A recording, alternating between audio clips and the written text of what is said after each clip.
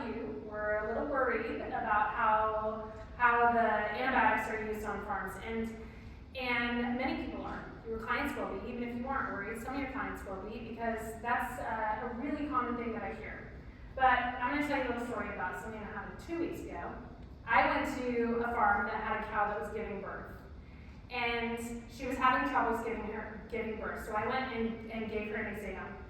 Farms have maternity technicians on the farm that are like nurses, like animal nurses. They're pretty trained to handle kind of some basic maternity issues, but if it gets to be more than they can handle, they call me. So they called me and they said, we can't help this cow, can you come with her? So I did a physical exam, and I reached in to try to check on the baby, because I gotta get all the way in there. And I reached in to try to check on the baby, and I can't feel the baby.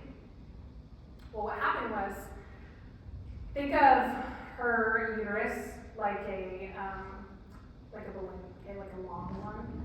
And you know when they have a balloon animal, when you make a balloon animal and you twist it, and the air can't go past because it's all twisted? It was like that. So she had a uterine torsion. Her whole uterus was twisted, so that baby wasn't fitting out. It was not going to come out because the uterus was twisted. There was no way that baby was coming out. So I did a C-section.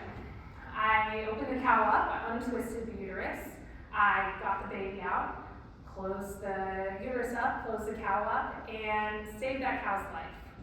I did it right in a shoot. Oh, wow, thank you. Nobody applauded for me that day. It was great. That's so fun. So I did it in a shoot just like this. The cow was standing, and she received local anesthesia. It was on the farms, because transportation is stressful, and luckily I was able to come to her. But because it was on the farm, there's some dust, some wind, some flies. It was not a sterile procedure. It's just not. It was very clean. I did my best to keep it as clean as possible, but it was not sterile. So, show of hands. Do you think it was right that I put that cow on antibiotics? Yeah, and she's doing great today. I checked on her on the way here. Before I told you the story, I said, well, how's she doing? And she's doing real good. So she got antibiotics. And that's because she needed antibiotics, okay? So antibiotics are given only by prescription of a veterinarian. That's the law. They have to have a prescription in order to give antibiotics, and it has to be for treatment purposes. We have to give it to treat something specific.